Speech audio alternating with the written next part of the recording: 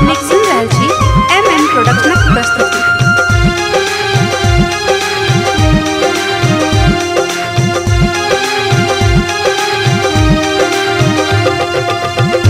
कहू राधा के दीवाना की चिट्ठी चोरवा कहू राधा के दीवाना की चिट्ठी चोरवा कहू।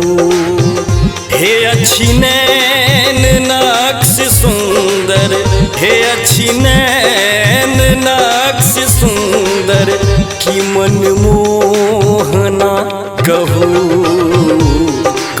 राधा के दीवाना की चिट्ठी चोरवा कहू राधा के दीवाना की चिट्ठी चोरवा कहू।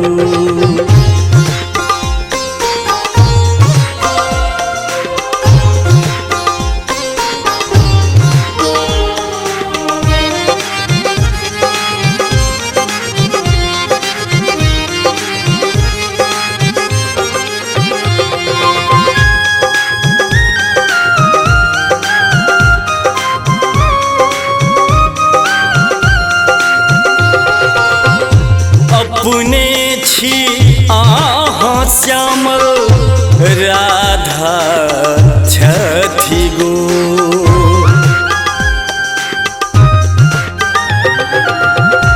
अपने छी आहाँ श्यामल राधा छथि गो।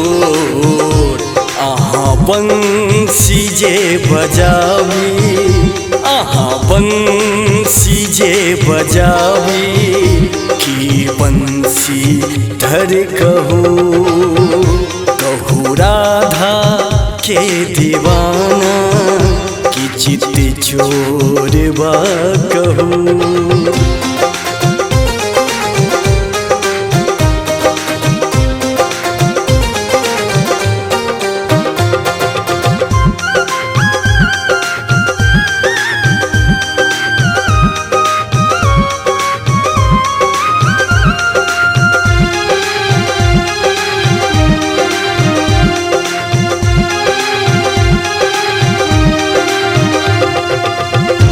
गोपी के दिल के राजा आही छलऊं यो श्याम।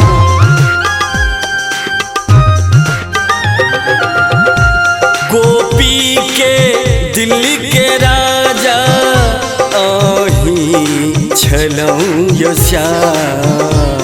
ये दिल के तोड़ गेलऊं, ये दिल के तोड़ गेलऊं कि दिल तोरवा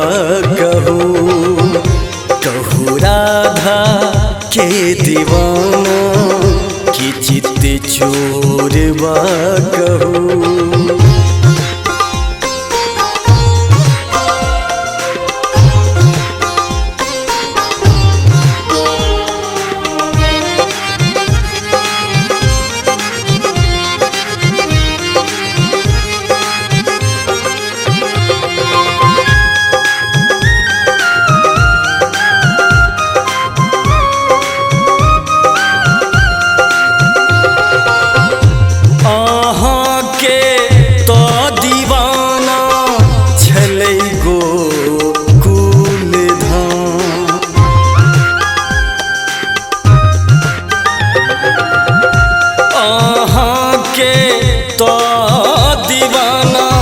छलै गोकुल धाम।